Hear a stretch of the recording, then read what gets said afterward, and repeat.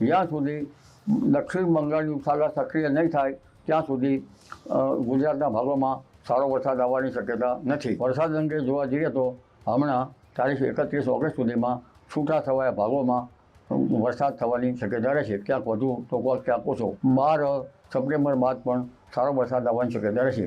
સપ્ટેમ્બરમાં એક પછી એક બનતી સિસ્ટમના કારણે કદાચ અરબી સમુદ્ર પણ સક્રિય થઈ શકે. આ માસના અંતમાં એક મજબૂત સિસ્ટમ છે. જો કે સિસ્ટમ તો 26 તારીખ આસપાસ ઓગસ્ટ આસપાસ બનશે, તે પછી બનશે, પણ માસના અંતમાં એક મજબૂત સિસ્ટમ બનવાની શક્યતા રહેશે. આ સિસ્ટમના કારણે ગુજરાતમાં સપ્ટેમ્બર માસમાં વરસાદ આવવાની શક્યતા રહેશે.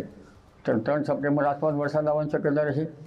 6 થી 10 સપ્ટેમ્બરમાં પણ વરસાદ આવવાની શક્યતા રહેશે. હવામાન નિષ્ણાત અંબાલાલ પટેલે ફરી એક વખત આગાહી કરી છે.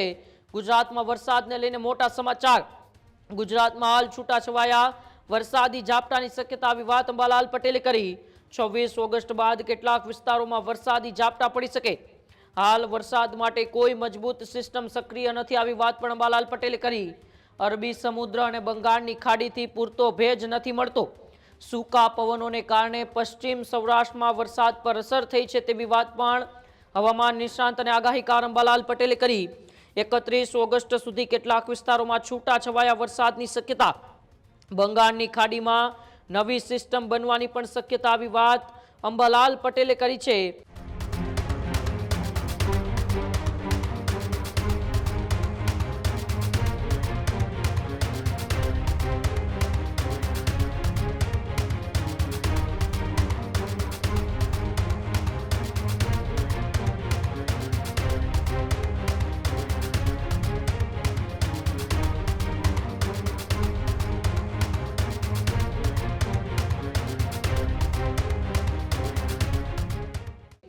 ઓગસ્ટના અંતથી સપ્ટેમ્બરમાં વરસાદ વધવાની આશા. 6 થી 10 સપ્ટેમ્બર દરમિયાન કેટલાક વિસ્તારોમાં વરસાદની શક્યતા આવી વાત પણ હવામાન નિષ્ણાંત અને આગાહીકાર અંબાલાલ પટેલે કરી છે.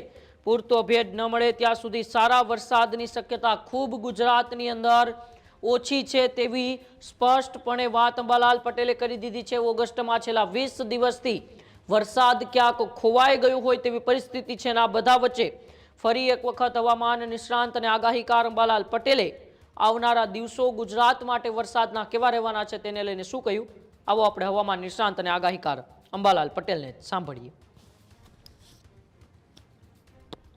લગભગ મોસમી પ્રવાહનો માર્ગ પેસિફિક મહાસાગરમાં કેટલીક સિસ્ટમો બની છે.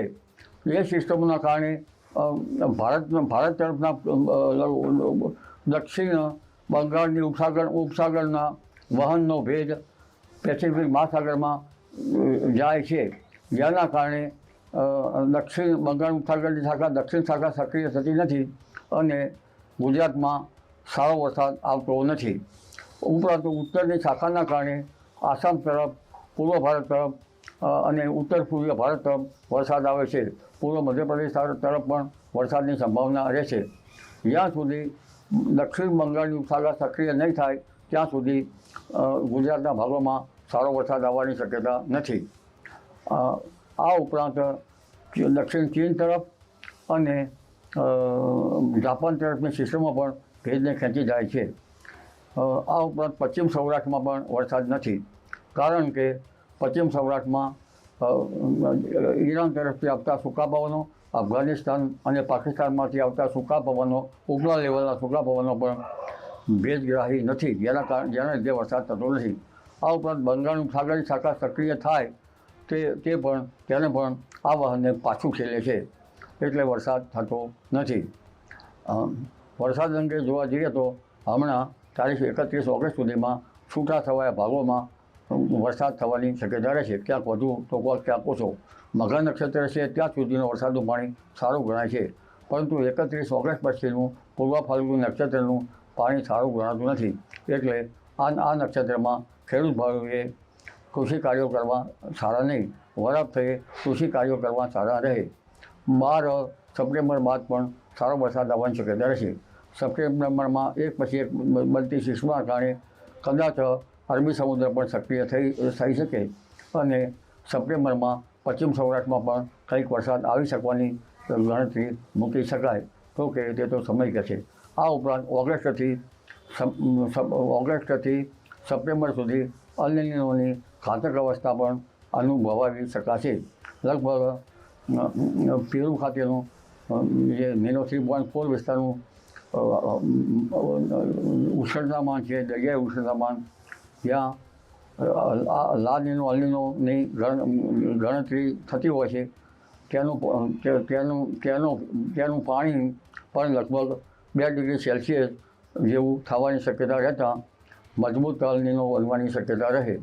એટલે આમાં કંઈક ને કંઈક અલ નીનોની અસર અને મોસમના પ્રવાહો પેસિફિક મહાસાગરમાં અને દક્ષિણ ચીન તરફ ખેંચાઈ જવાના કારણે વરસાદ થતો નથી.